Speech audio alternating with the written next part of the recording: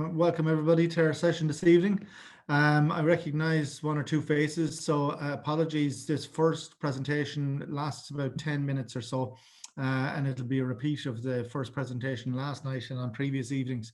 It's really just setting the scene for those that aren't familiar with our process.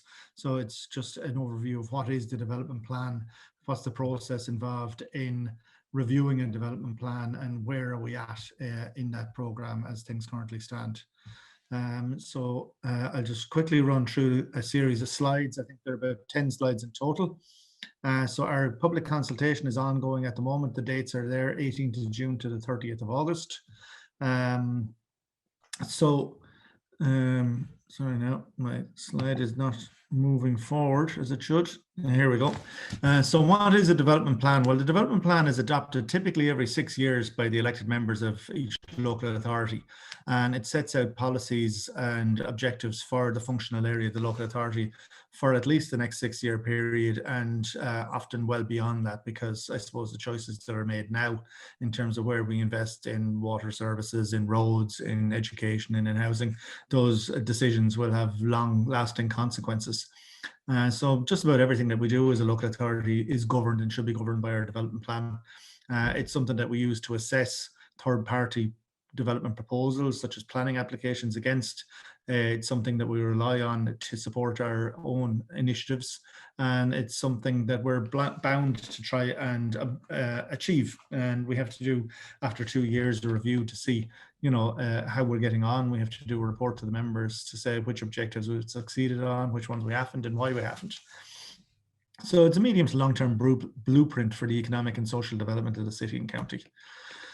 Typically, you've got a document or a series of documents, written documents, which will set out the policies and objectives, and those documents are accompanied by a series of maps that would set out environmental considerations, infrastructural capacities, various things. What you see there in front of you is a typical land use zoning map. That would have been the zoning map that was adopted in 2013 for the city.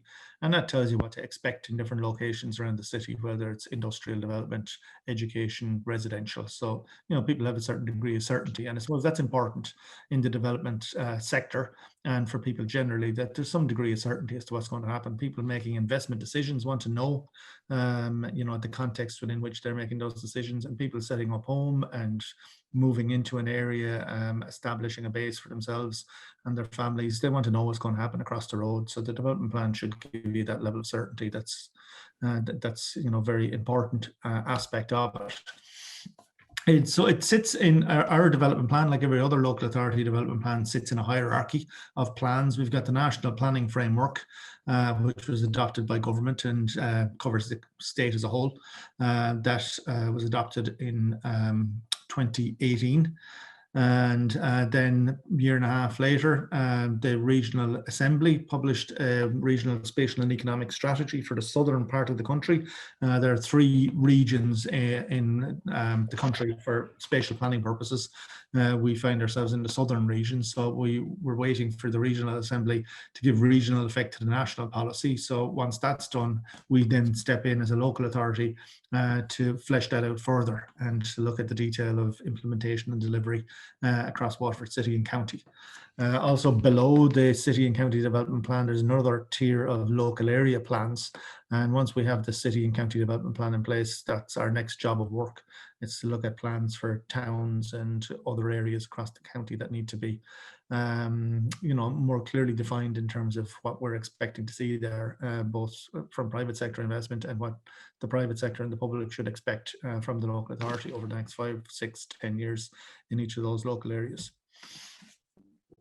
So there's just an image, the covers of the National Planning Framework, which was adopted in May 2018, followed then 18 months later by the Regional Spatial and Economic Strategy for the Southern Region. And here we are some 18 months later, and we're talking about adopting the City and County Development Plan, which is, as I said, the third tier in that hierarchy. What we have at the moment and what are still in effect, and it's still very much operational, are 3 development plans in Waterford. The City Council and the County Council merged in 2014, and we now have Waterford City and County Council. But prior to that, you had different planning authorities for different areas. So we have the Waterford County Development Plan 2011, the Dungarvan Town Development Plan 2012, and the Waterford City Development Plan 2013. Now, all of those would have expired by now under normal circumstances, but we were directed by the department to hold until the national plan was in place and the regional plan was in place, so that those would give a context within which we develop our plans. So those older plans, they've had their lives extended until they're replaced by one unitary city and county development plan. So those are still the rule books, the guidebooks by which we operate, but they're dated at this point and they're desperately in need of replacing. So then below the county plan, as I said, we have a suite of local area plans at the moment. You can find these on our website. There's the Tramore local area plan, the Lismore local area plan, the Portlaw local area plan. Those were all adopted in 2014. And again, once we get our city and county development plan in place, as I said, that will be our next task, will be to go and look at these urban areas and some other areas as well. We're looking at doing a local area plan for the Gaeltacht area. And we'd also maybe do local area plans for some of the built up areas of the city, Waterford City, that are in need of regeneration and renewal. So it's that more granular level of planning is what will follow on, I suppose, immediately after we get our city and county plan in place. As well, just by way of background, there are a series of mandatory guidelines which issue from the Department of Housing Planning and Housing, Local Government and Heritage from time to time. They're called Section 28 guidelines just because they're issued under Section 28 of the Planning Act, and they come out from time to time and they talk about core strategy, architectural protection, building heights, energy, flood risk management, all of these types of things, sustainable communities, housing policy. So we've got to have regard to these. They're mandatory guidelines. Every local authority in the country has to have regard to them. And they're very, very useful because, there's a level of research and rigor in those that, we do find very useful. It means that we're not constantly reinventing the wheel from one local authority to the next. But obviously, every local authority development plan will be different and will have to reflect local circumstances. But those give us the background and context. So what does it do, the development plan? Well, probably, as I've said over the last couple of slides, it provides an overarching strategic vision for the development of the city and county. It sets out integrated policies and objectives to realise that vision. It has to be consistent with national and regional policy. When we adopt a draft, when we publish a draft, we've got to send it to the Office of the Planning Regulator. We send it to the Minister for Housing, Planning, Housing, Local Government and Heritage. We send it to a raft of other government departments and agencies, and we ask them to proof it. We also send it to the Regional Assembly, and they will go through it and they will ensure that it's consistent with national policy. And if it's not, they'll tell us what we need to do to bring it back into line. The plan must be evidence-based. So again, we look at statistics, we look at trends, we look at economic factors underlying, development patterns throughout our area, and it's on that we build the plan. So, it's not a notional thing. It's not a fanciful plan that just sets out aspirations that, we could never hope to achieve. It has to be implementable, it has to be measurable, and it has to be based in reality. It should be a catalyst for positive change and ensure protection of the environment. As I said, it's adopted by the members of the local authority. That's an important point to make, because it's not the officials, it's not you, it's not me, it's not the director of planning, it's not anybody on our side, it's the elected members, the people that you elect. So, it's democratically accountable and often described as a social contract between ourselves, between the council and the public, because the council is bound by its own development plan. If we don't follow our own development plan, we can be judicially reviewed through the courts. Everybody else is bound by the development plan, whether it's other government agencies or whether it's the private sector. So, it goes through a fairly rigorous public consultation process. There's 3 levels of public consultation. It's adopted by your public representatives, and then it's incumbent on all of us to follow the rules and the vision that's set out there. It's got to contain a certain number of topics have to be dealt with. The Act is very prescriptive. It's the Planning and Development Act 2000 as amended. It's been amended numerous times since 2000, but that's what is referred to as generally. And we have to include objectives in relation to land use, zoning, climate change, natural heritage, protected areas, rights of way. All of those things have to be covered. So again, all of the agencies that we send our draft out to, they will typically have responsibility for these areas. So Udros and Gaeltacht will look at, what we're saying about the Gaeltacht areas. Certain other agencies like National Parks and Wildlife Service will look at what we're saying about natural heritage. So, it's been proved at every level. And we've got to cover these areas. It's not an exhaustive list. We'll obviously go well beyond what's here, but that's the bare minimum in terms of what we have to cover.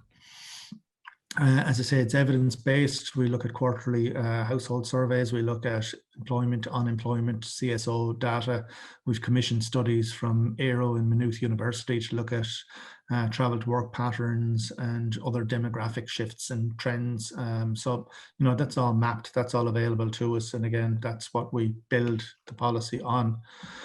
The process, about 5 stages with a number of sub-stages built in. Stage 1 is, I suppose, setting the scene, talking to our members, developing an issues paper, doing preliminary scoping for strategic environmental assessment, doing all sorts of background research and analysis. So we've done that.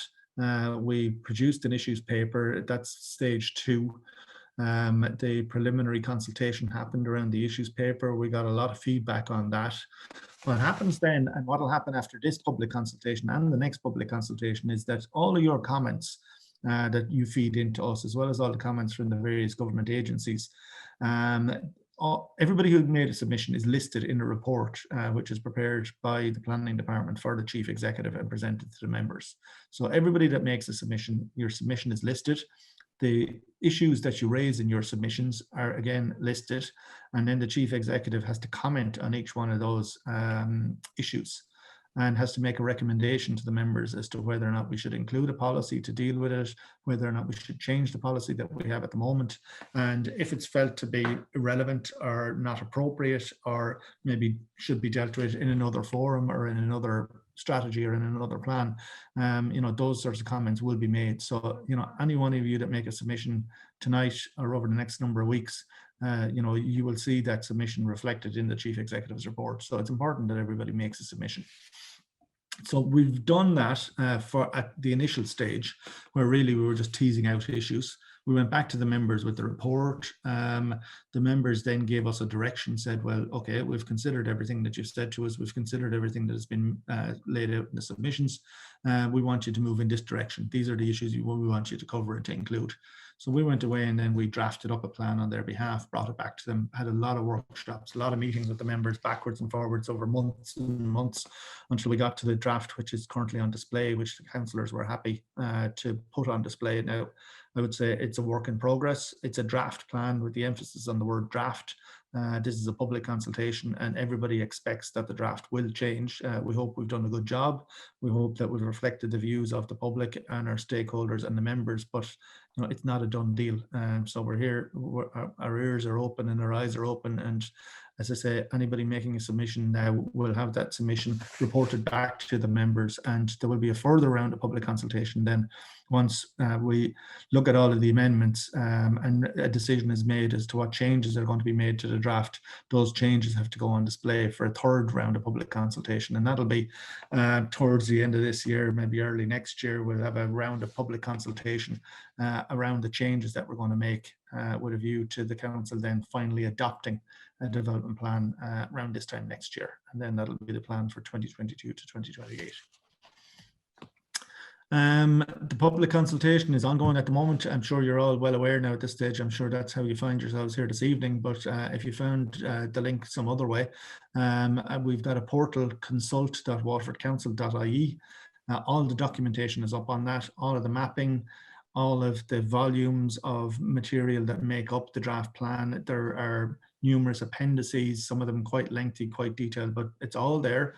You can download it, you can save it onto your systems, you can go through it, you can do word searches. It's all fairly interactive. The maps are very, I think, very user-friendly, but Marcus will take you through that later on. And again, I would say, make a submission is my suggestion to you. The question has arisen before. If people have made submissions at earlier stages, if somebody made a submission last year, do you have to make the submission again? I'd say the answer to that is yes. You should do. I think it would be in your best interest, because the report that goes to the members at the end of this public consultation will list everybody that made submissions during this public consultation and will comment on those. Now, while what you might have said previously is informing the process, if you want to see your views reflected in the Chief Executive's report going to the members in September or October this year, it has to be made in writing between now and the end of August. So I would encourage everybody, so that has anything to say or has any views that you'd like to have expressed, to get those down in writing, get them into us. And again, Marcus will take you through the process, but the easiest way of doing it is through our website, our consultation portal, consult@waterfordcouncil.ie.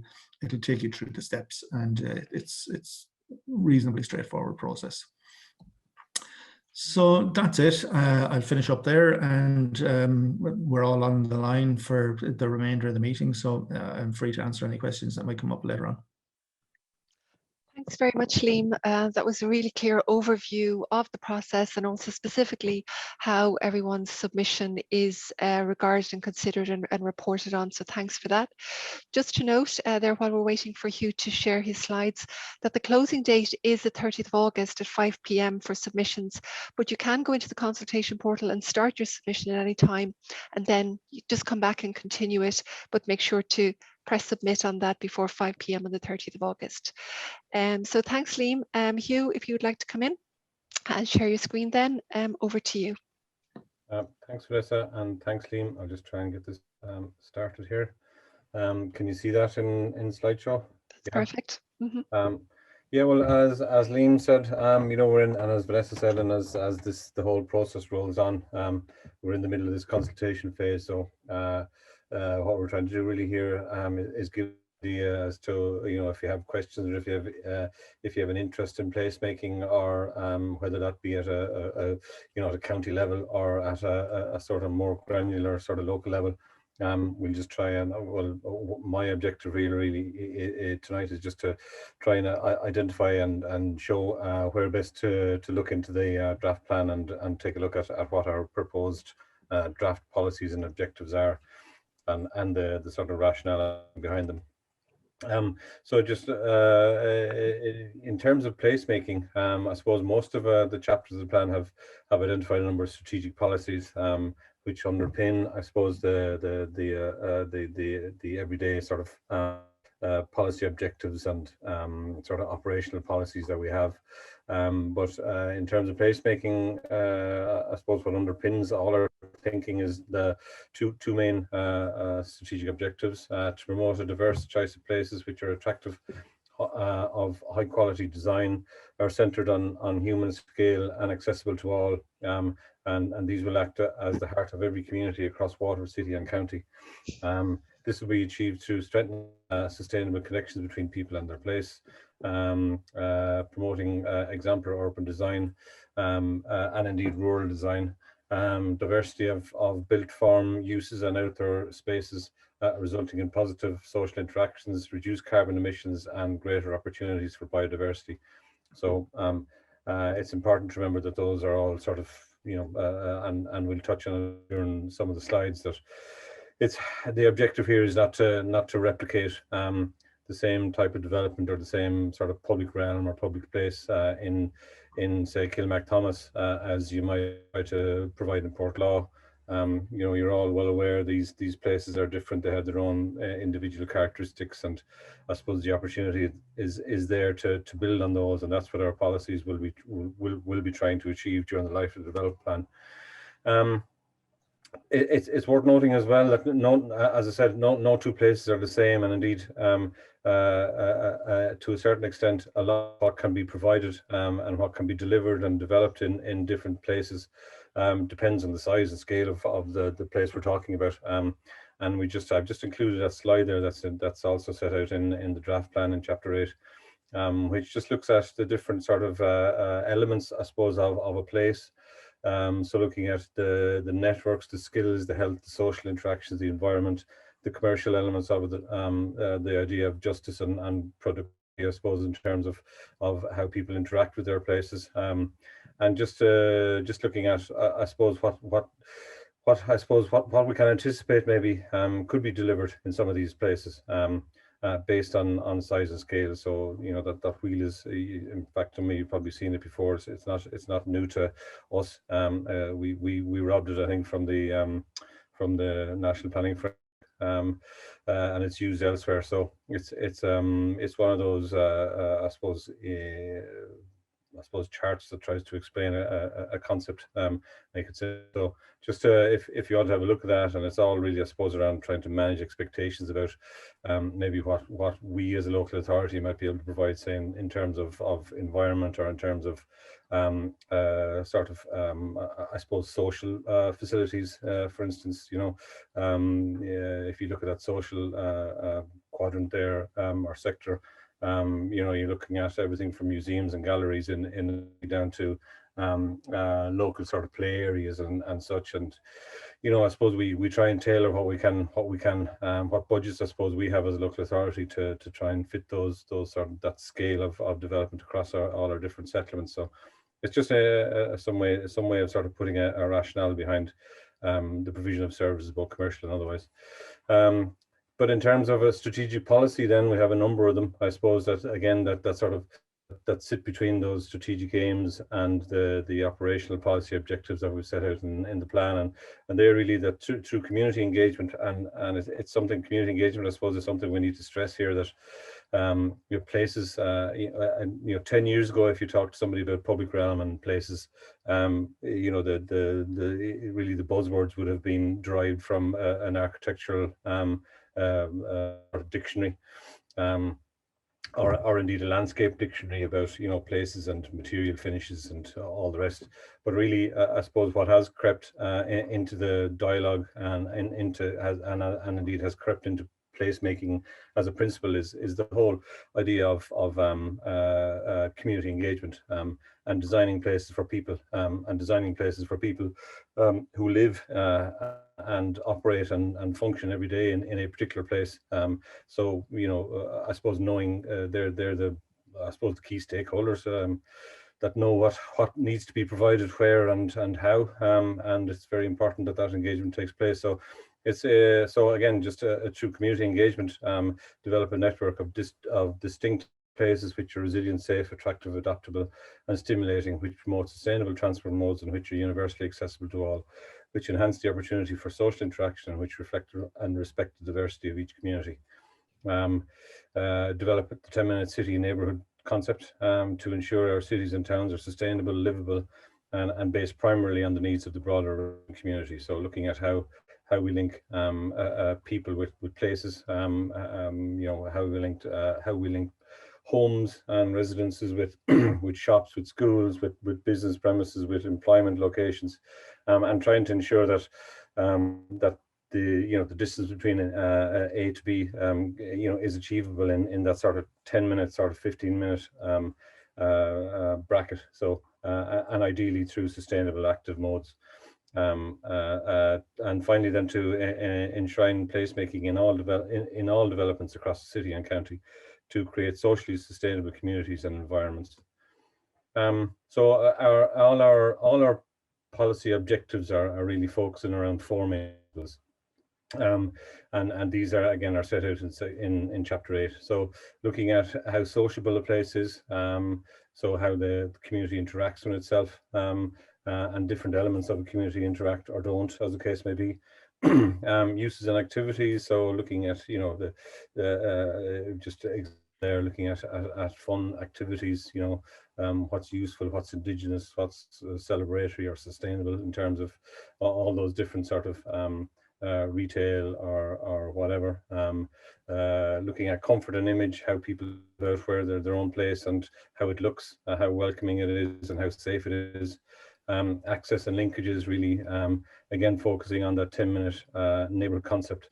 So those 4 key principles sort of underpin the policies, and the policies are set out, I suppose, in terms of each of those. So it gives a little bit of a structure around our thinking for it.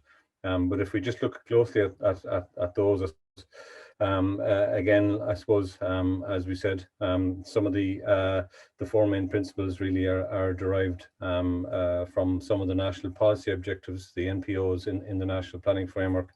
I listed them there, but I suppose again looking at regeneration capacity, looking at sustainable places, looking at compact growth, looking at a sort of town centre first approach. Again, the regional policy objectives, RPO 61 there in particular, and 176, looking at derived again from the regional spatial economic strategy. Looking at how healthy a place is and how we can sort of audit and monitor, maybe or imagine how places could be better for our health. And you know that I think is goes hand in hand with that 10-minute city and neighbourhood concept.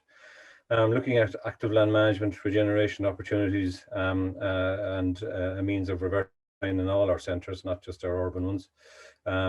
We have had, I think it was just actually in today, we put up a moderated summary there of a submission that we received from one of our prescribed authorities, the Land Development Agency, who will be, I suppose, the state agency entrusted with developing out state assets and state owned. So they have been supportive of all our policy objectives, and particularly the ones, I suppose, in terms of regeneration. So it's good to see that, and it's something, I suppose, that we have to push ahead with rather than maybe sitting back and letting it happen. And that's where active land management comes in, I suppose, in terms of our own functions as a local authority, to sort of I suppose to get stuck in, if you want to call it that, into redevelopment of maybe difficult sites or assembly of sites, and not just state-owned ones. So again, in addition then, new homes in small towns and villages, that's something again that came through from the regional spatial economic strategy. Just looking at how we regenerate some of our smaller towns and bring properties back to life, and look at vacant sites that can maybe develop for small housing units or smaller housing schemes. Active mobility and alternatives to private car speak for themselves, I suppose. Looking at vibrancy and vitality in the mix of use places, mixed use places. So again, you know, how a place operates 24/7. It's not just during sort of normal daylight hours, and that's very important in terms of, I suppose, going back to those 4 principles as to how a place is perceived, how it looks, how it feels, how safe it is, how welcoming it is. So it's all very important things to consider before we actually, you know, commence the development. Quality layout, design and finishes to contribute to uniqueness, and use of statutory and non-statutory planning sort of functions as well. And some of the key guidelines, I suppose, that are coming through are the urban design manual, design manual for urban roads and streets, and the permeability best practice guidelines. So they're all very important, I think, in terms of what has informed the draft policy objectives. And proper consideration of context, connectivity, inclusivity, variety, efficiency, distinctiveness, layout, public realm, adaptability, privacy and amenity, parking, wayfinding, and detailed design. So it's all about making places more legible, making them, as I said, welcoming and usable. So just to briefly to look at some of the main policy objective areas, which are derived from those 4 principles in particular. So when we look at access, connectivity and linkages, I suppose our policy objectives look at prioritize our priorities, safe convenience alternatives to the car. So that's, you know, trying to look at how we again link that 10-minute piece, that 10-minute neighbourhood piece, with how people get around, and trying to ensure that maybe it's easier to do it by foot or by cycling or whatever, rather than hopping into your car and taking a circuitous route to somewhere. Integrating age cohorts into public spaces, very important, I think, in terms of the I suppose demographic profile that we currently have. Age cohorts that are in the, and it's important you know, we're trying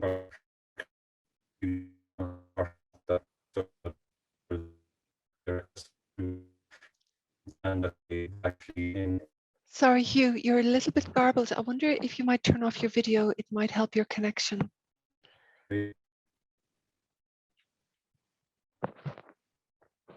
sorry, you can hear me. You're a little bit garbled. Can you just try that again, Hugh? Oh, Yeah, would you be able to turn off your video? me. Okay, if you just try again.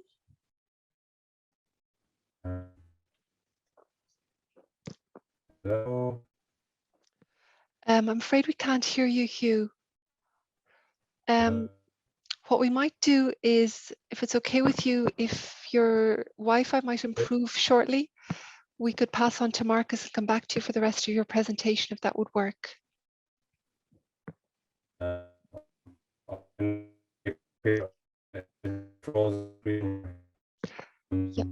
we can't hear you at all, Hugh. If you'd just like to put that into the chat.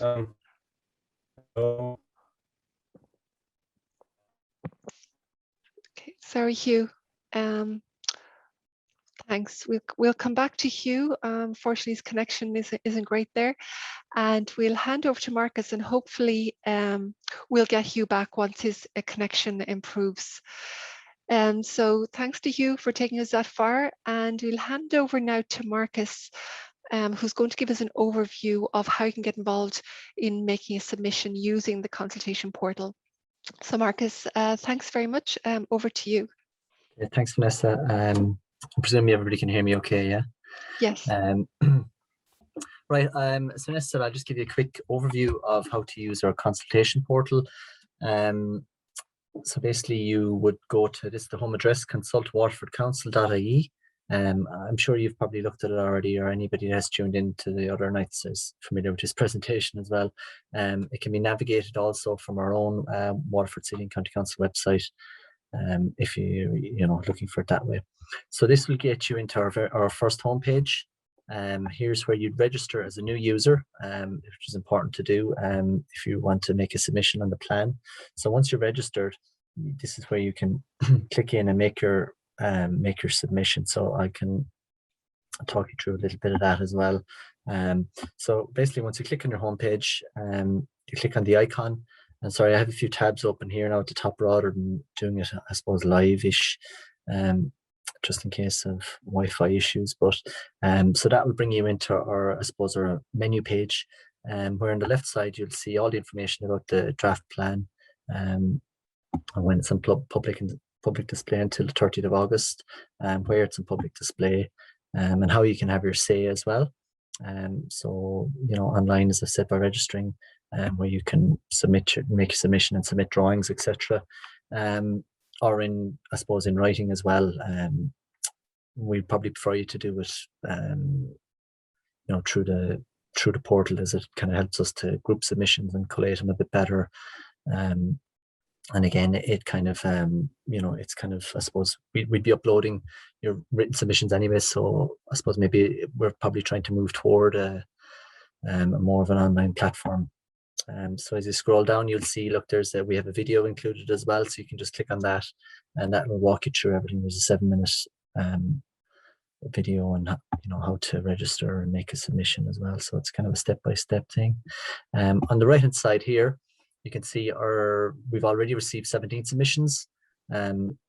So if you want to view those submissions, you just click on it here, and I'll just take you quickly into these. So these have been moderated and approved. So anybody, if there's a kind of common themes you wanted to research, so you had mentioned the Land Development Agency, so you can click in there and you can see their submission and the contents of that, or any of the other ones that are there. So if there's something that maybe you wanted to find a bit more detail of, or if there was something that maybe common themes, you can click into this dashboard, which also kind of helps to group this information, so you can see your observations they're grouped. Like volume 1 has 4 observations on it so far, and you can click into any of these then, and they will show you which submissions are. So, it's very user friendly. Also, there's a mapping tool here. So if anybody has uploaded maps, you can see it here and click into it. So as you can see, it's very, user friendly and informative, and I suppose it's the new way of doing consultations maybe. So what I'll do now is I'll just maybe take you back a step to the menu of where the plan can be found. So this is our menu page again. So you see our plan itself is divided into 4 volumes. So you can kind of maybe see that there. So there's volume 1, which is divided into 3 parts: part 1, part 2, and part 3. And these are all the various chapters as you go along. We have volume 2, which is the development management standards, which is essentially the rule book against which all planning applications are assessed. The different standards in terms of, maybe sightline standards, car parking standards, heights, densities, things like that. Volume 3 contains all the appendices. There's 20 appendices to the plan. So as Liam had said, some of them are quite heavy documents. So, if there's anything that's particularly of interest to you, just click on it.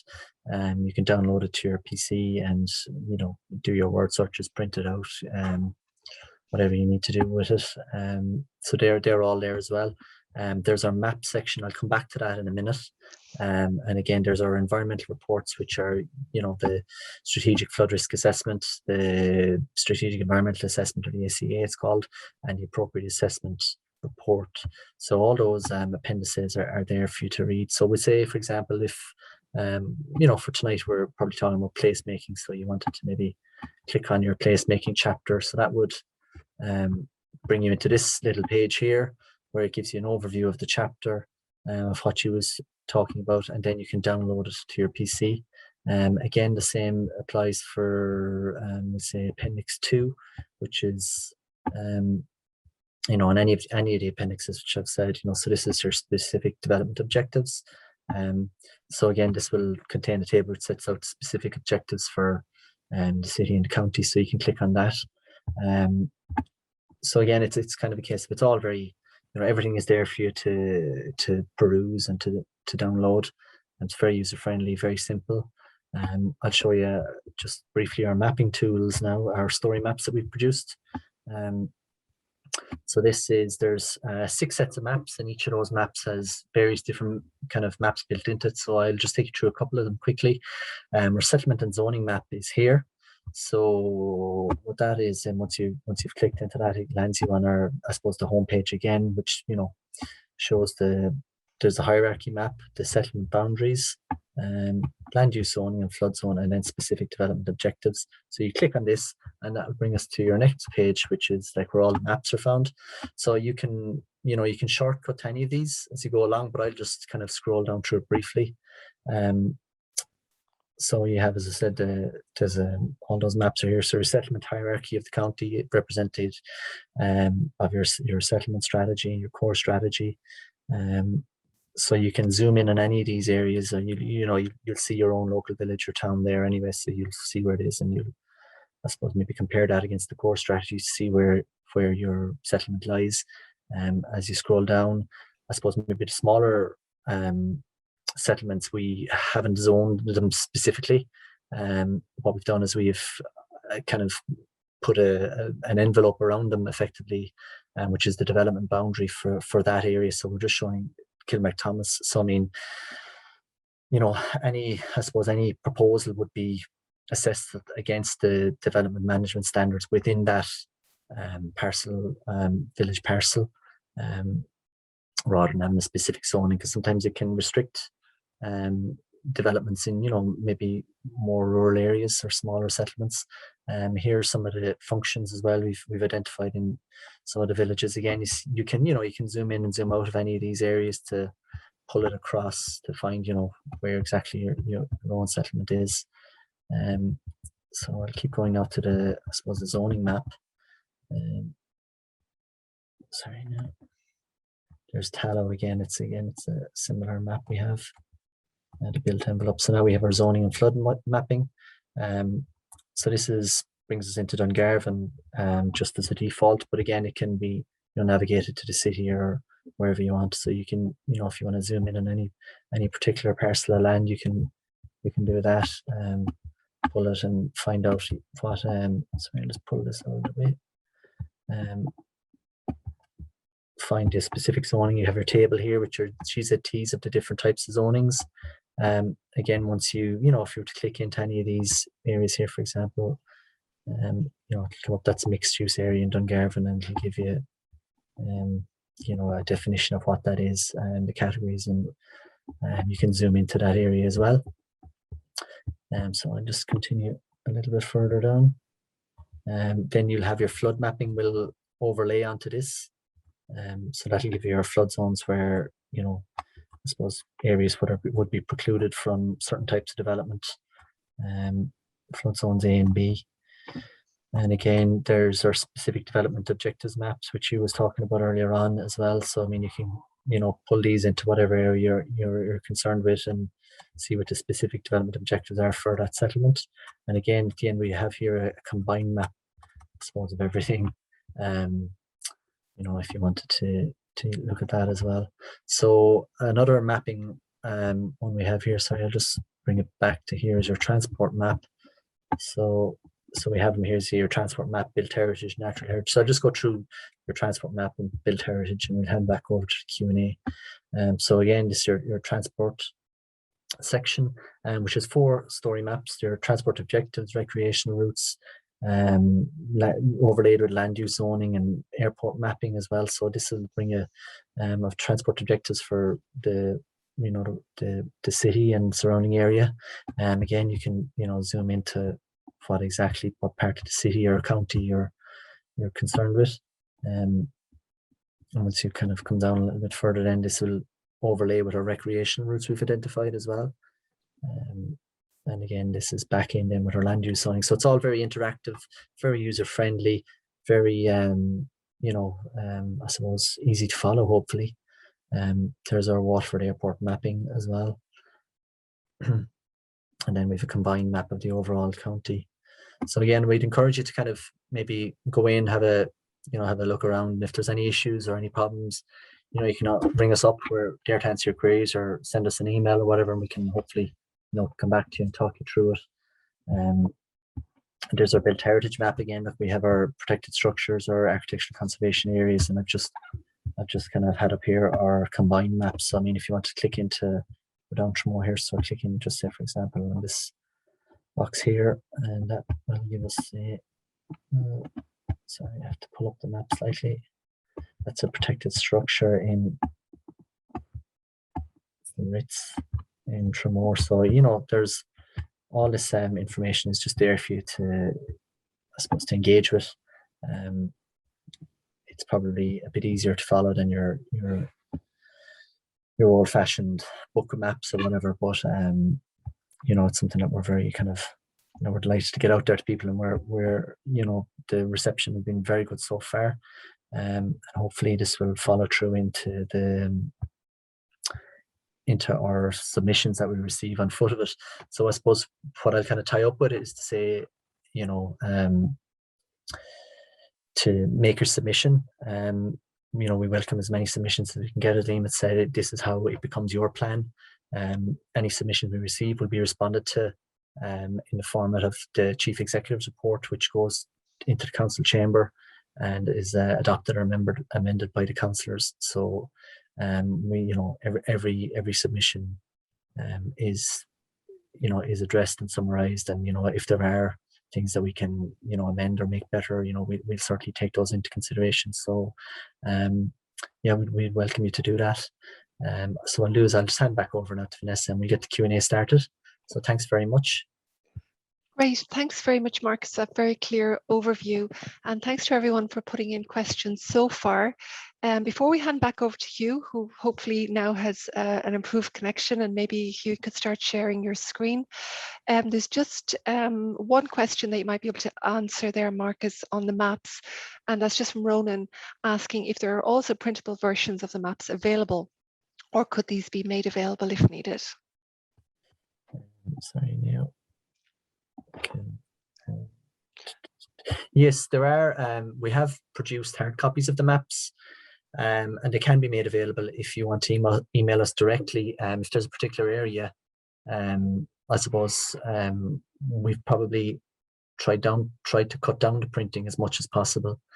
So there is a cost in that, but there are books and maps available. I'm not sure, are we is there a charge on that, or maybe we could copy a particular map for you, but we can certainly arrange that if needs be. Thanks, Marcus. And Liam just has put a response in there if you want to come in there, Liam, as well. Oh, you're just muted, Liam.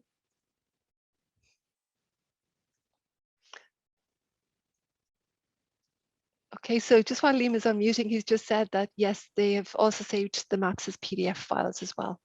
Yeah, sorry, Vanessa, I'm here now. I'm having a delay on my computer this evening for some reason, just doing anything, clicking buttons or even sending out responses. There seems to be a couple of minutes of a delay on it. So apologies for that. But yeah, basically I was just, I was sending a message as Marcus was answering the very same question. We have the PDFs and we can send them out to anybody that wants them. Brilliant. Thanks for that, Marcus and Liam. So now we'll hand it over to Hugh, and then we'll come to the remaining questions. And please do, as Hugh is presenting, please do put any other questions that you have into the chat. We'll come to them shortly as soon as Hugh has given the overview. So Hugh, back to you. Thanks again, and apologies. I got plenty of messages just saying I have unstable bandwidth or something tonight, so I feel a little bit unstable myself.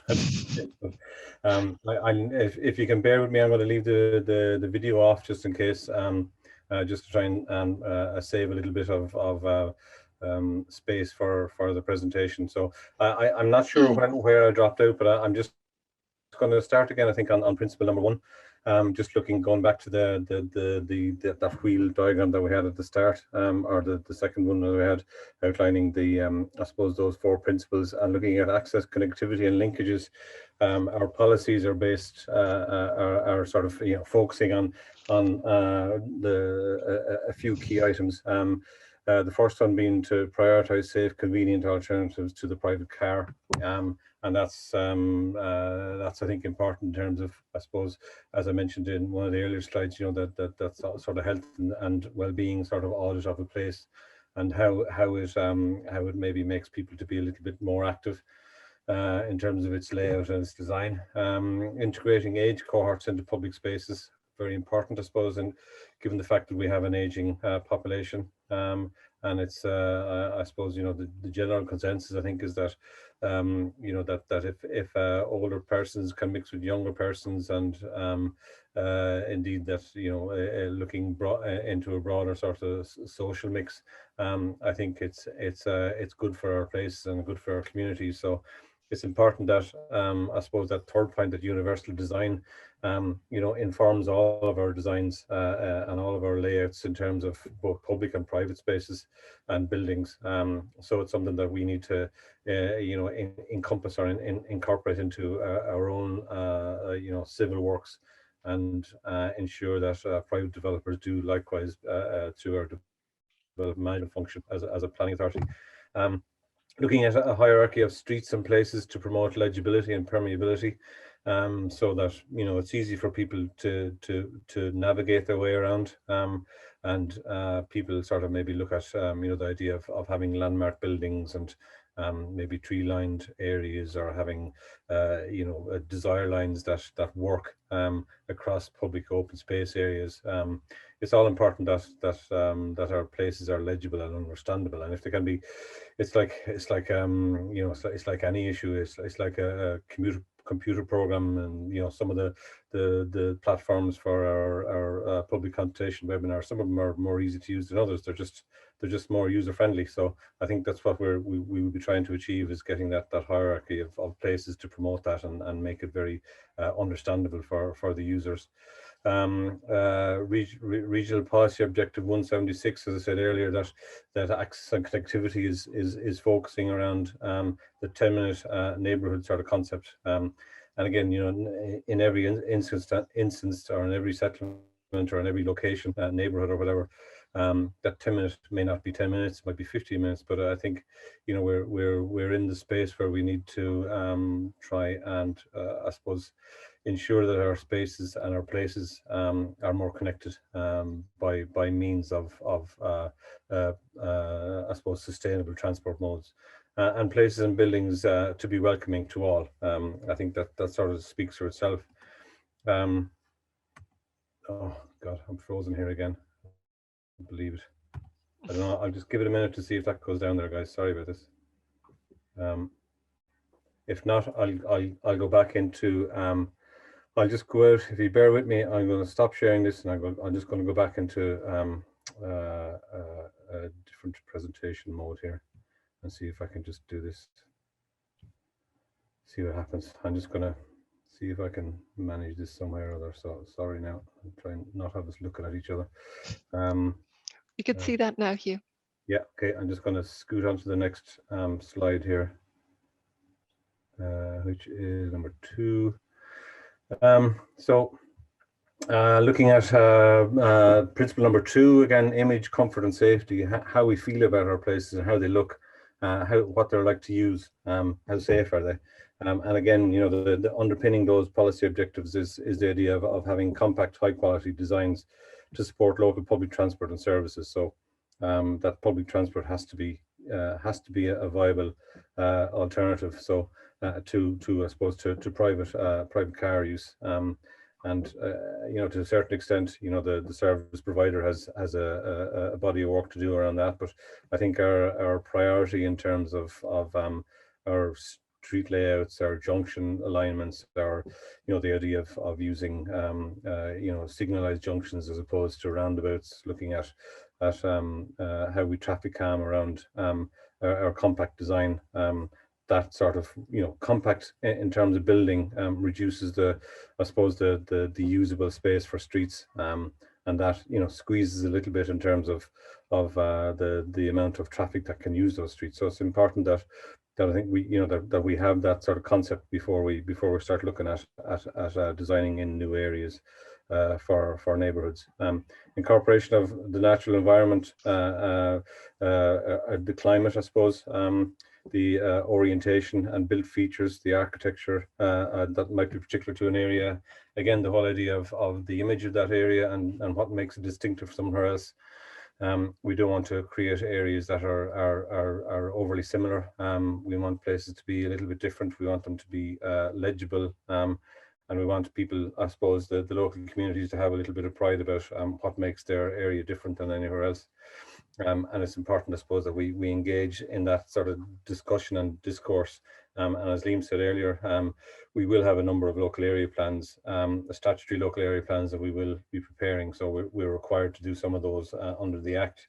Where we're not required to do it, we'll do them anyway, where we have the resources. But in addition to that, I think, when we look at our smaller settlements, you know, when you look at the core strategy tables, there are about 43 or 45 settlements thereabouts. I don't see us having the resources to be able to do you know, a significant local area plan for all of those. We'll be able to do local area plans for the larger ones. We'll be attempting to do sort of village design statements or some sort of design briefs around the smaller ones. So we'll be using our Consult.Waterford Council portal to do all those in time. But I think that's a job of work to follow once we have our development plan in place in 12 months' time. So you know, we'll be back again on this portal to consult with various communities over time. And a requirement for design statements, particularly where there's a design statement to support a planning application, particularly where a proposal is 15 or more houses, or indeed is commercial of a scale that's you know, in excess of 500 square meters. I think, you know, we also maybe need to look at that in terms of the tables that we've set out in the core strategy. And some of the core strategy policies that look at, as Marcus had alluded to in one of his pieces there, those built envelopes of our settlements, of those smaller settlements that you know, that we look at the impact of and we consider, and we can I suppose inform design of housing layouts by way of those design statements based on the characteristics of any particular location. I don't know. Oops, sorry now. Number 3, sustainable, attractive, and multifunctional spaces. Again, looking at and apologies for the some of the text here. Our blue-green infrastructure and our nature-based solutions. The sort of those pieces of infrastructure and assets for communities that are, I suppose, aren't hard engineered solutions, but are more software engineered solutions that that I suppose contribute to biodiversity and our climate change resilience. So how do we incorporate the likes of, I don't know, a surface water swale into a public amenity space, and how do we ensure that that's appropriately designed, that it's safe, and that's welcoming, and that not only does it engage people with nature, but it also supports that nature and the biodiversity and the habitat creation and generation, I suppose. And again, those networks are important, that we can try and link some of those. Passive and active spaces, looking at how we can maybe get an appropriate mix. And again, that a lot of that is derived from that public consultation piece, because we as professionals don't, we have an idea of what works, I suppose, in theory, but it's important that we get a sense of what's needed on the ground as well. Retaining existing natural features and assets and ensuring we incorporate those. Again, I suppose trying to build that distinctiveness piece that I mentioned earlier. The mix of uses to encourage social interaction and integration. Again, it's coming up in a number of places, but it's an important piece that we need to try and achieve. Looking at housing type and tenure mix. Again, that to a certain extent dictates the, I suppose, maybe the age cohorts, or the that may want to live in a particular area. People trading down from larger houses, looking at smaller houses or smaller apartments or whatever. Higher densities to be accompanied by higher design input, very important, and something that as I said, the Land Development Agency have outlined in their submission to us as well. Looking at neighbourhoods and settlement centres to be destinations in their own right. So I suppose creating places that are vibrant and not only during daylight hours, but I suppose that there is that vibrancy in use throughout the day. And finally, I suppose the principle number 4, looking at sociability and inclusivity, looking at spaces and buildings to support social interaction, places that need, that balance the need for both private and privacy and security across open spaces, looking at passive surveillance and ensuring that that those public spaces are overlooked. Looking at the Urban Regeneration Development Fund, the various different European funding and programs through URBACT and the likes of Green Deal. So looking at our project focus, looking at those from a planning authority or a local authority, what we can do in terms of those, and indeed the Rural Regeneration Development Fund as well. And collaboration with local communities, as I said, and the users of spaces. So there's a lot of pieces in that that place making puzzle, if you want to call it that. And I think we've set out a structure around how we feel those should be teased out by way of through the private sector, through private investment, and indeed how we as a local authority can ensure that we apply, I suppose, by the same standards that we provide for private developers. So thanks again, and apologies for the upsets in the presentation. But as we've said earlier, consult@waterfordcouncil.ie is the place to make that written submission, and try and inform our draft city and county development plan in terms of what you feel it might be relevant to the Comeragh area in this instance. So I'll just hand back to Vanessa, and we might progress with further questions. Thanks. Great, thanks very much, Hugh. I'm delighted that you were able to come in there and that your connection worked. We'll turn now to the discussion. So this is your chance to talk directly with the planning team, and any issues, concerns or questions that you have, please do either put your hand up directly or put them in the chat, and we can just then go through each question and give that an opportunity for discussion. So there's one question there from Alan that I know that you've come in there on, Liam, but it's a question, I suppose, that relates back to the earlier discussion on process and related to the development plan vision. And you came in there just mentioning that the development plan has a vision that sets out for the development over the 6 years of the city and county, but also in its objectives, it acts as controls, but also as targets, and that the purpose is to achieve those objectives. And I suppose that's relevant to making submissions and to looking specific at those objectives and policies. But Alan, you might just want to come in there, and if you could then maybe respond, Liam, on that particular question, Alan. You're just on mute, Alan. Yep, there you go. Well, I actually think Liam answered what I asked.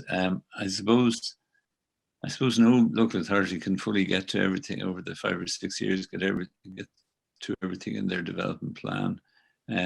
I'd be particularly interested in the environment, and I've mentioned it here on other evenings in this series of webinars. And I just think, when I think of what Hugh showed there with the four main principles, environment is very weak in that disc. The sociability and uses and activities, and I can't remember what the other two are, but there's just 1 or 2, maybe 3 sections that have environment under them. And I just think it needs to be way, way stronger.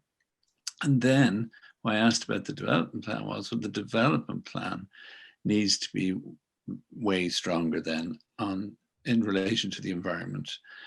And then that's why I was asking, well, is it mandatory if you write down, well, we have to do this, or we must, in shorthand, we must protect the environment, we must try and resist climate change, for example, then is the local authority held to that, and how strongly, I suppose. Thanks, Alan. Would anyone like to come in on that? Hugh, Liam, Marcus? Thanks, Alan, again. Yeah, I think, it's like, I suppose we've tried to stress this in throughout any of the webinars, and you might have picked up on it, and maybe we need to maybe, I don't know, maybe we're not getting the message across, or like maybe we're missing a trick here or something. But I think when you consider the environment to a certain extent, there is so much legislative requirements in terms of environment. So you look at the environmental reports and that underpin the plan in terms of its environmental impact, in terms of its SEA. The strategic environmental assessment in terms of the impact on the N2K, the Natura 2000 network sites, through the appropriate assessment.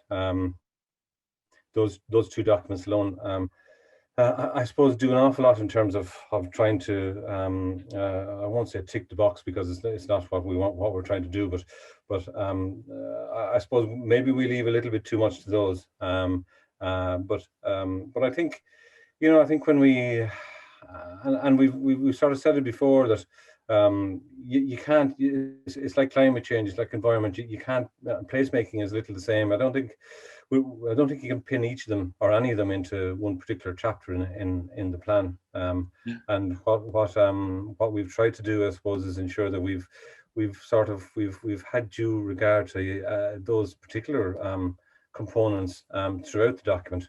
And I think you probably see that maybe through, in some of the other sections where policies sort of creep in, that particularly between the utilities section, I suppose there's a significant bit there in relation to the blue-green infrastructure piece, biodiversity, and the networks and everything else. But I do take your point, and in terms of placemaking, but I think you know, the uniqueness of a particular area, you know, will pull a little bit of that out where it exists. So if there is a significant environmental asset there, I think we should be picking that up as we go through the process, and we've sort of raised the flag, I suppose, in the development plan to ensure that. And I think we've done a lot. I think we're probably ahead of the posse to some extent in Waterford in terms of our proactive, I suppose, identification and mapping of habitats, particularly wetland habitats. And I think that's sort of in, what's the appendix now? Sorry, I think it's the natural assets appendix, which is, sorry now, I'm just trying to find it here. Appendix 11. There's a lot of detail there, and I think, you know, our mapping has identified where those, say for instance, where those natural habitats are, those wetlands, and we need to do a little bit more in terms of the mapping of those and the display of those. But you know, I think we're probably holding our own. We'd probably all like to do a little bit more for the environment. But I think, you know, there are opportunities going to come our way in terms of the Green Deal and in terms of climate change and indeed, you know, nature-based solutions and sort of really getting stuck into that space in terms of suds and even to start looking at how we can maybe achieve benefits for the environment along with benefits for ourselves as a race and ourselves as an economy, if you know what I mean. Yeah, I think, I mean, you mentioned the SEAs, and you know, I think there's a limit on size for environmental assessments. You can correct me if I'm wrong, but it means, I think, that smaller areas don't necessarily require an environmental assessment. And that does worry me, because I think there are particular things in smaller areas that can be missed. And wetlands are continually under pressure. I know there's quite a movement in Europe and in Ireland to reclaim wetlands, which is good to see. So just to mention those two things. Thanks. Yeah. Yeah. No, I appreciate that. I suppose from the plan making perspective, you know, the strategic environmental assessment and the EA have their own process. So, you know, we have to screen up for all these things, and we have to scope for them, and we have to, you know, we have to follow suit and do our assessments as needed. Well, if they have that, Hugh, can the local authority under the development plan or under its own powers decide to do an environmental assessment, even if it's outside the sizes restrictions or rules of the, who did you say was EPA, was it? Well, I suppose in terms of, well, there's two things, I suppose, that if you look at the environmental reporting in terms of development, that's one thing, but and those are legislative requirements. We don't really have a say, I suppose, in terms of that, and those are sort of handed down or transposed from the different directives, the Habitats Directive and the EA Directive. So we have to look at those, I suppose, and we have to require. Well, if we're doing projects ourselves, we have to ensure that we comply with the requirements of those. And indeed, if developers or private development is coming on stream, well, then they have to, I suppose, ensure that they comply with them as well. And that's true for you know, strategic housing or strategic infrastructure developments that go to the board.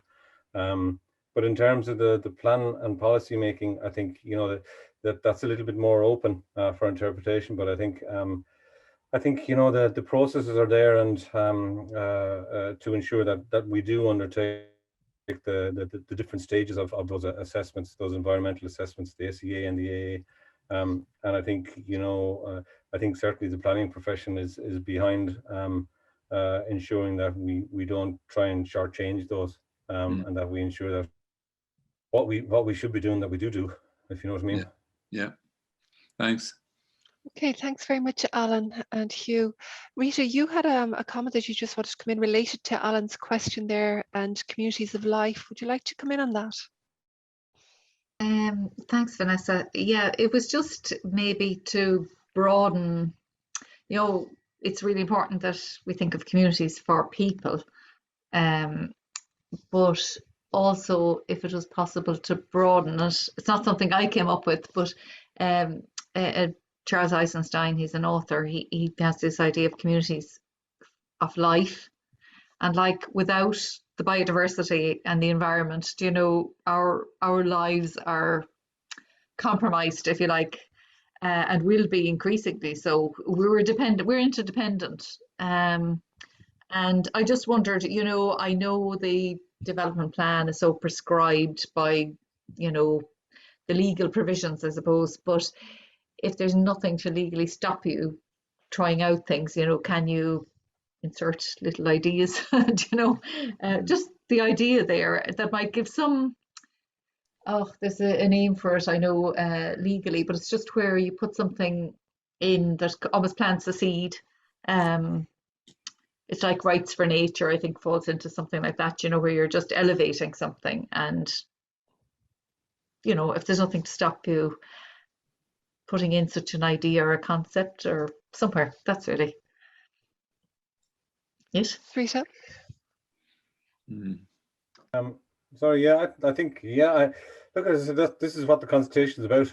You know, like, I suppose 15 years ago, people heard rumors of this, you know, what's this SUDS thing that people are talking about in the likes of Dublin, and what are these guys talking about? Like, and 15 years later, we're trying to drag people kicking and screaming to the concept of sustainable urban drainage systems in you know, in a regional city, and indeed some of our smaller towns.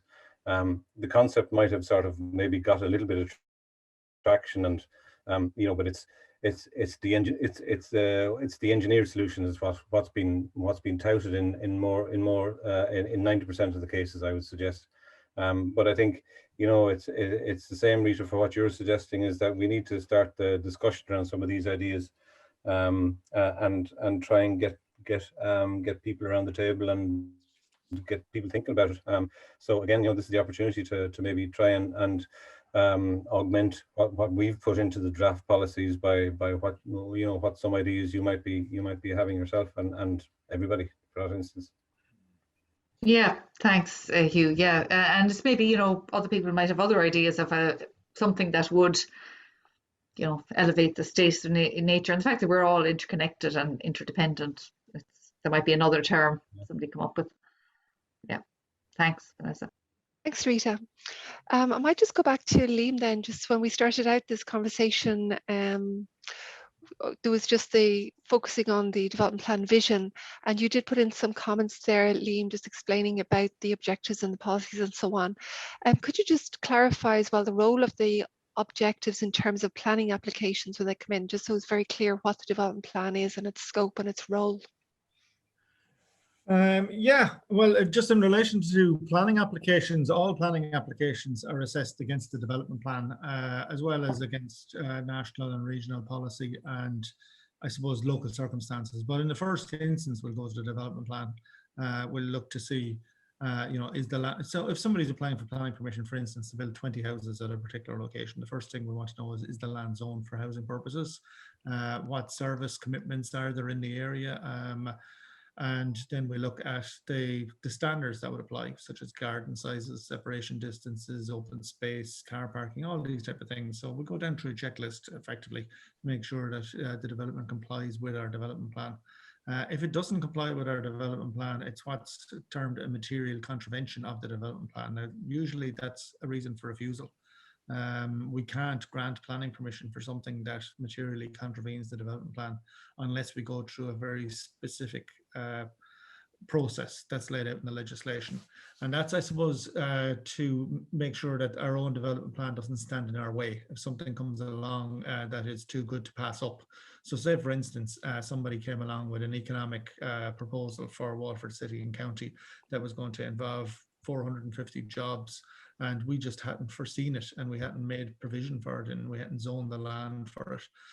You know, that our development plan doesn't act as an impediment to that development. So if we think it's a good idea, if the members think it's a good idea, because again, it's the members' plan, the members have to vote on this, they put a notice in the newspaper and say, we are prepared to consider this planning application because we think it's in the best interest of the city, but it's contrary to the plan that we've adopted, that we've published, that we've worked with you, the public, to agree. So, you know, again, they have to come back to the public and they have to tell you that this is something that they're thinking of doing. and the council invites submissions. We go through the submissions, we consider all the submissions. So as I said, you know, in 99% of cases, something will either be granted or refused because it complies. In a small, very small number of cases, we will make an exception, but we have to go through a process. That's not something that somebody can just do in a whim. Great, thanks, Liam. That's really great to have that clarification to start coming from Alan's question there. I know we're coming close to the end of our meeting, but I'd just like to pop back to Rita's question here. Rita, if you don't mind coming in there, you asked a question related to analysis for particular settlements in order to guide their form and development, and the response was that level of detail will be dealt with in a local area plan. Would you just mind clarifying your question, and then Liam just explaining why, I suppose, or Hugh, Marcus, why that is not, I suppose, something to be considered as part of the development plan, or even if it could be addressed in submissions in some other way. Rita, would you like to come in there? Yeah, I suppose thanks, Vanessa. I'm thinking about the fact, you know, that the development plan, I know it's higher order, but it's also the dominant plan when somebody is looking at a planning application. You know, it kind of overrules a local area plan. And I get, I suppose, for the very detailed stuff that it can only be done in a design statement or a local area plan, but for maybe in some things that might be relevant to the shape of the overall settlement, I'm just wondering, you know, the patterns of streets and the patterns of buildings, I think are really interesting. Like if you look at them like a skeleton kind of thing, it can throw up all sorts of just interesting things that might dictate, you know, how you would distinguish and should develop the overall outline of a settlement, I suppose, to make it different to the next settlement. And so I do understand that a lot of the detailed stuff about, you know, maybe will go into a local area plan, but you won't also have a local area plan for every settlement or area, and just how to make them that bit different. I suppose is where I'm coming from. Our gateways coming in, I often think you're kind of in a place and you just say, oh, you know, what's that about? Like, what am I coming into? How is this different to going into the next place? Yeah, that's really where I'm coming from. Thanks, Rita. Yeah,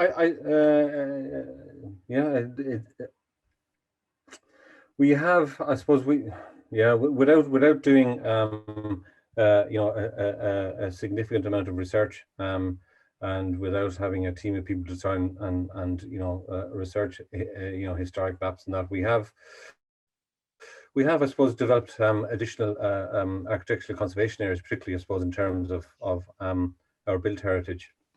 And a lot of those aren't dictated, I suppose, by buildings themselves, but by the pattern of the streets, by the street materials, by you know, different architectural features, and by general layouts. You know, I suppose probably the top of the pile would be Portlaw in terms of its history and its heritage, its built heritage, and its social heritage. But I suppose, you know, that does try, I suppose, to filter out or to ensure that we don't miss on some of these issues, as I think what you're referring to, Rita. But I think it's important that we've taken a step to put those architectural conservation areas into a statutory footing, and they will inform maybe the more granular pieces then that might come through from the local area plans or village design statements, if you know what I mean.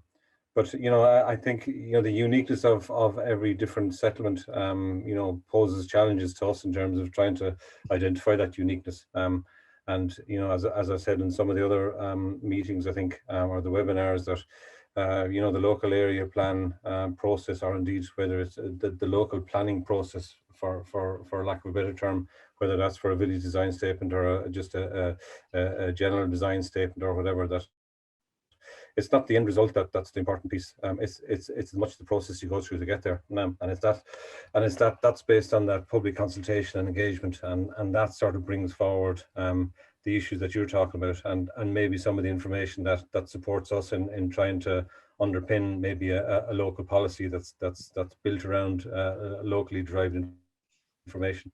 And if we don't go through the process at a local level to do that, we just don't get that information with the best of intentions. Like. Okay, thanks, Hugh. Thanks. And I'll just, oh, sorry, I'll just bring in Ronan first. Or is your question related to this? I know Ronan's is as well. Oh, no, go ahead. Yep. Yeah. Okay, thanks. So Hugh, just to follow up with that comment you make about uniqueness and individual character of each different town and village, Ronan here, would you like to come in just in terms of your point about residential density guidelines? And Alan, I'll come back to you then for your follow-up points. Okay. Hey, Nessa, no, thanks for that. No, it was just, I agree with you as I'm living in Kilmacthomas myself like that, and you always want to keep the character of the village, but I would be concerned about the national residential density guidelines. Probably seen, a lot of places have insisted on 35 units to the hectare, which required, duplex apartments and things like that being built on sites, which would be able to place in nearly all the smaller towns and villages in Ireland. So I just said I get Hugh's opinion on that one. Thanks, Ronan. Yeah, thanks, Ronan. I think we go back to our core strategies where we start with the density concept. That we have to apply different densities, I suppose, to different settlements depending on their size, to come up with sort of that quantum of zone land that sort of fits the population target that we've been allocated, I suppose, through the national planning framework and the regional spatial economic strategy. But I think it's important that, and I think there's a move away, I think, even in terms of, and if Liam might want to come in on this as well, that the interpretation, the strict interpretation of a density to, that's applied across the board to every town, irrespective of the context of the site.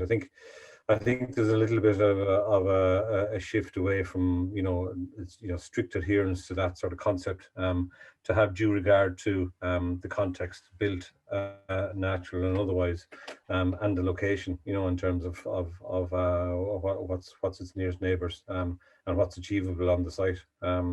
So I think, I think maybe 10, 15, maybe the last round of development plans, it would have been more formulaic, but I think that, there's a little bit more of a qualitative assessment maybe creeping into the dialogue, in the current climate. Thanks. And if you don't mind me asking, were you content with the population predictions that you were given? I suppose when you could feel hard done by. You could say, God, we should be able to have, rather than an increase, the increase that we've been provided for, and that's in the region of 50% in the city, and the MASP area up to 2040. It's 30% in Dungarvan up to 2040 above the 2016 figure. It's 23% across the rest of the county. When you look at the population increase over the last intercensual period and before that, we weren't hitting any of those sort of levels of population increase. So I think we're if we were back in the day where we didn't have a national planning framework and a sort of a nationally derived population target, I think if we were being optimistic and we were doing our the older plans would have been based on a number of sort of scenarios, a sort of a straight line curve, or a business as usual sort of option, or indeed a high growth option. I think our high growth option probably mightn't have been where the NPF has pitched it. So I think generally we are. There's the various discourse about the whether more is or isn't in the MASP, or should or shouldn't have been in the MASP area, should it have been associated with the city. They're all questions as well. But I think we've stuck to the requirements, I think, and the typology that's set out in nationally and regionally, and I think it works. It makes sense in planning terms, I think. So I think we're happy to progress with the plan on that basis, with one or two small minor tweaks to the formulas. Perfect. Thanks you. Thanks, Ronan. Liam, unless you wanted to come in there, I'll hand back to Alan. And I think that may be our last question because we're just at the end of our meeting. Liam, did you have a comment you'd like to make before Alan comes in?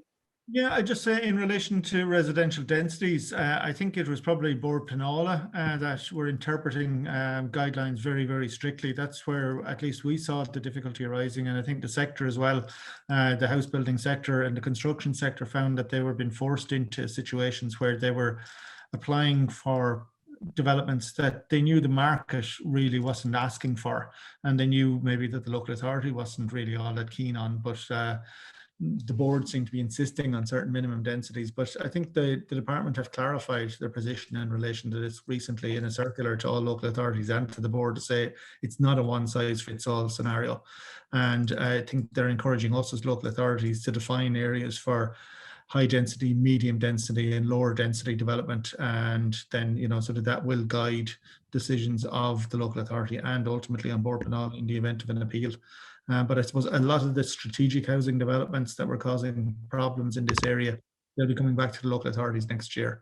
Up until, for the last number of years, those have gone directly to the board and they were being decided by the board. The board had assumed the power of the planning authority in dealing with those schemes of more than 100 houses. So that arrangement is coming to an end this year. So I think, you know, you'll find local authorities applying policies that are locally appropriate. That would be our intention anyway, at least. Great. Thanks, Liam. Alan, apologies, over to you now. Well, look, Ronan and you and Liam have answered my question, so that's fine. Okay, perfect. Thanks for that, Alan. Sorry, just Vanessa. Sorry, just in relation to the densities as well. I think it's important to, I suppose, to mark the fact that at a national and a regional level, that the whole idea of transport-oriented development is sort of where it's at. So in terms of the context of a building site, say particularly, it won't be, I think, Ron, I don't think it's going to be hugely relevant to the Kilmac Thomases of this world, but in terms of maybe Dungarvan or the city in particular, you know, where regeneration sites are come to the market, and that there is a high capacity, either an existing or you know, possibility of a high capacity public transport corridor adjacent to or very close to the site. Well, then, you know, there is the argument for the higher density, and I think, you know, the Land Development Agency have been, you know, as I said earlier, their submission to us has given support to that, and that's fairly well enshrined in some of those ministerial Section 28 ministerial guidelines that Liam mentioned. So I think, you know, it's sort of having a good think about you know, what's going to happen or what's proposed in a particular location, and I think the local authority is really well placed to sort of have that sort of overview. Vanessa, sorry, could I just throw in something there Sure. that might be relevant to? Go ahead. Is that okay?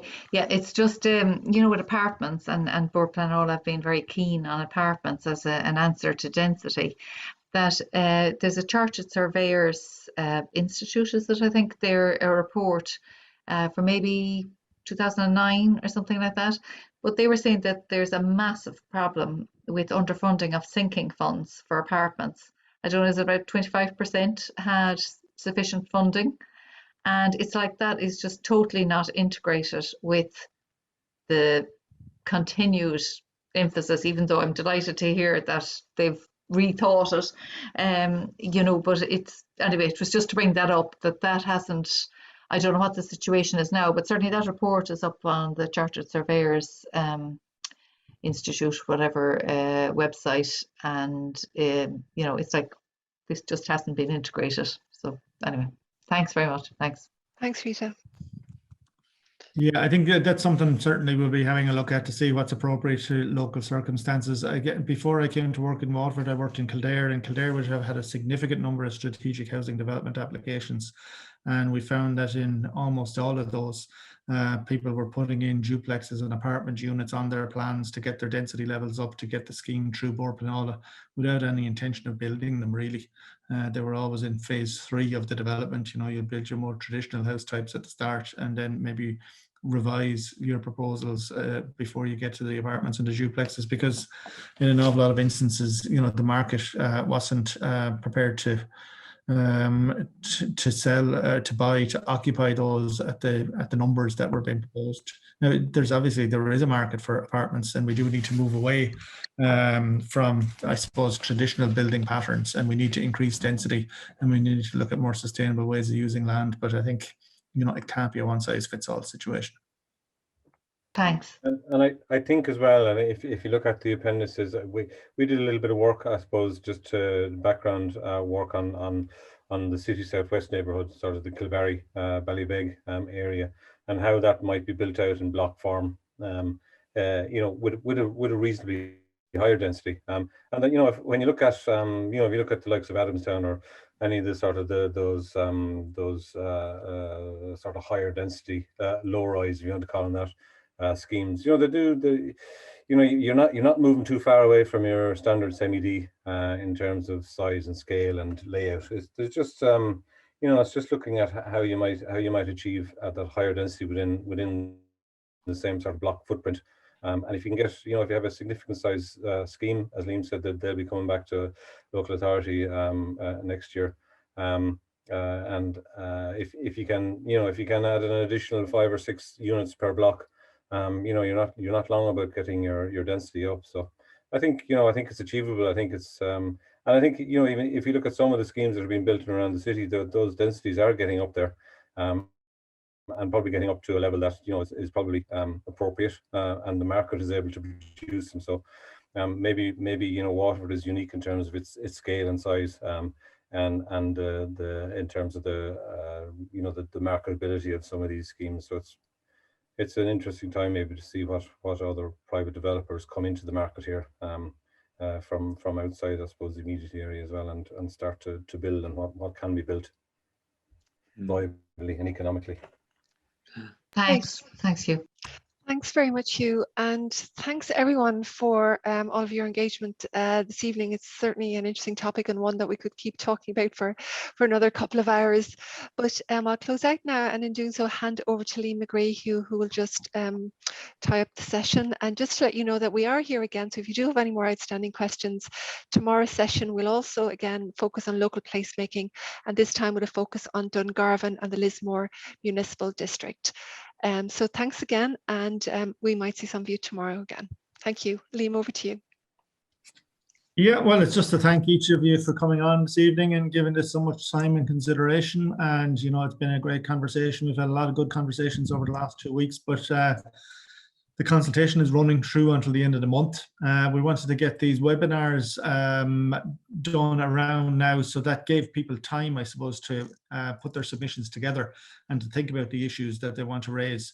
But, you know, we're not shutting up shop after tomorrow evening's session. Our contact details are available on the website. We're available to talk with any of you by phone or by email or whatever other way we can do it between now and the end of August. And again, we'd invite you to contact us. Make a submission, I suppose, is the one message that I would continue to put out. All the information that you need to do so is on the website. It's on the portal consult.waterfordcouncil.ie. And if there's anything at all there that's in any way confusing, or that you need, you know, to talk through with somebody, just pick up the phone, give us a ring, or send us an email, and we'll be straight back to you. And as I said, there's another full month in which to make your submissions. So I'd say, as Vanessa said at the outset, maybe start drafting up a submission now, but just don't press the send button yet. You know, you've got a couple of weeks to work on it and to fill in some of the gaps. And when you're happy with it, just send it on to us, and it'll form part of the process. It'll be fully considered, and it'll be responded to in the Chief Executive's report. Brilliant. Thank you.